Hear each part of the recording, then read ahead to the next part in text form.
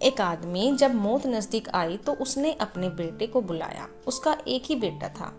उसने उसे एक गहनों से भरा एक बैग दिया जो कि ऊपर तक लबालब बिल्कुल फुल भरा हुआ था।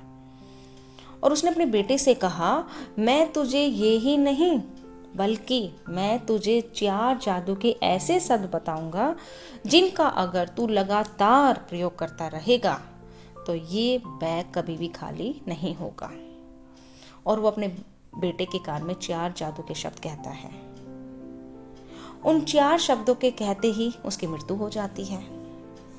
अब आप इसे पिता की मौत का दुख कहें या फिर वो जो इतनी धन दौलत मिलने की खुशी थी। बच्चा उन 4 शब्दों को भूल जाता है और धीरे धीरे वो उस धन को इधर उधर खर्च करने लग जाता है। अब बैग तो खाली होगा ही ना। जब वो नीचे तक आ गया, लड़के को चिंता हो जाती है।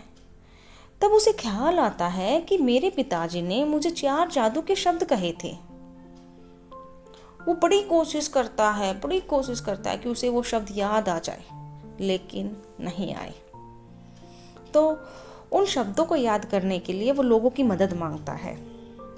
कभी किसी साधु के पास जाता है, कभी ज्ञानी के पास जाता है, तो कभी किसी विद्वान के पास जाता है, ताकि वो अलग अलग तरह की जादू के शब्द बनाए और उसको वे शब्द याद आ जाए।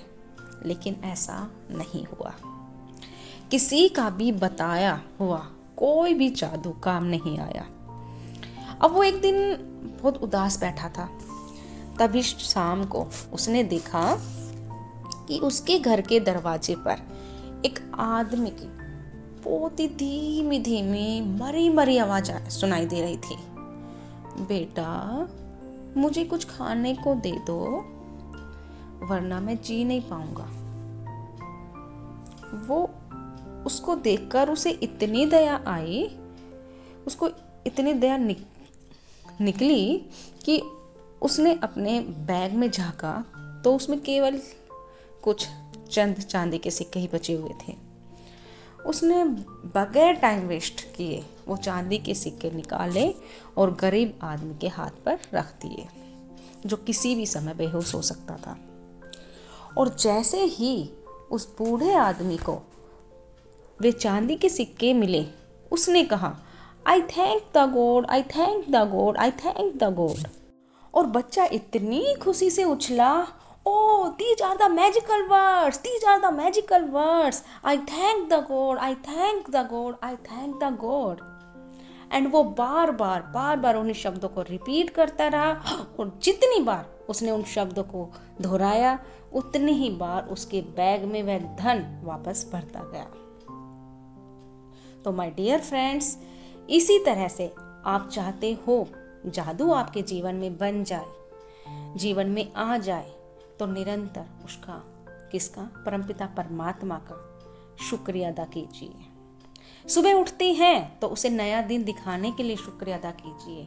दिन में जो भी चीज़ें आप इस्तेमाल करते हैं, आप किसी को देते हैं, लेते हैं, हर चीज़ का शुक्रिया अदा कीजिए। जब सोते हैं तो पूरा दिन अच्छा बितवाने के लिए उसका शुक्रिया अदा कीजिए। फिर देखना कितने मैजिक आपकी लाइफ में होते हैं। और यदि आप इस ग्रैटिट्यूड, शुक्राना की प्रैक्टिस मेरे साथ करना चाहते हैं, तो मेरा कल से ही यानी कि 6 नवंबर से 11 डेज ग्रैटिट्यूड चैलेंज स्टार्ट हो रखा है। बिल्कुल नॉमिनल चार्जेज है 151 रुपीज, बट रिजल्ट्स बहुत ही ज़्यादा मैजिकल है, अमेजिंग है। लास्ट टाइम जब हुआ था ऑलमोस्ट सभी पार्टिसिपेट्स को रिजल्ट्स मिले थे।